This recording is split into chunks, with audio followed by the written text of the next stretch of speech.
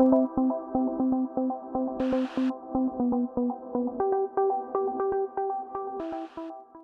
je vais vous parler 2 minutes de nos formations sur les techniques de vente, hein. D'ailleurs, en général, pour des stagiaires, passer 2 ou 3 jours dans une salle de formation, c'est un supplice, on le sait bien. Qui plus est, pour des commerciaux, imaginez ça les doublements. Ils sont persuadés que ces heures passées en formation vont directement impacter leur chiffre d'affaires et donc leur salaire. J'ai été commercial, je sais de quoi je parle. Alors souvent, on démarre avec ça.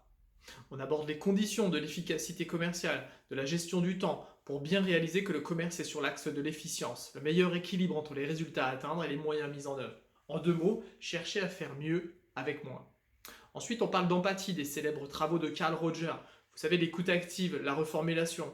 Cette idée que dans la posture avec son client, il y a déjà de nombreux indices à déceler pour gagner la vente. On passe en revue chacune des phases du cycle de vente en travaillant sur les façons de les respecter à la lettre pour ne laisser aucune place à l'objection.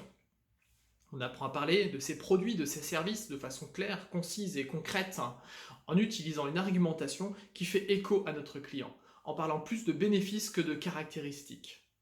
On aborde la notion de projection et d'assertivité, vous savez ce qui va aider à engager notre client dans un projet commun.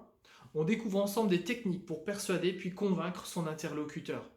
On s'exerce à la reconnaissance et au traitement des 4 formes d'objection. On étudie des moyens de respecter la politique commerciale donnée par l'entreprise. On traite des efforts liés à la préparation, l'organisation, grâce à des outils modernes. On met en scène des scénarios de vente, dont certains plus complexes, appels d'offres, interlocuteurs multiples, besoins sous-jacents. On s'exerce, on s'auto-évalue, on s'écoute pour apprendre les uns des autres. Bref, on acquiert un véritable savoir-faire grâce au sketch de vente et au partage entre stagiaires. J'aime à dire qu'un commercial est comme un sportif de haut niveau. Il doit travailler 90% de son temps pour être au top lors des 10% passés en face à face. Voilà ce qu'on fait dans nos formations.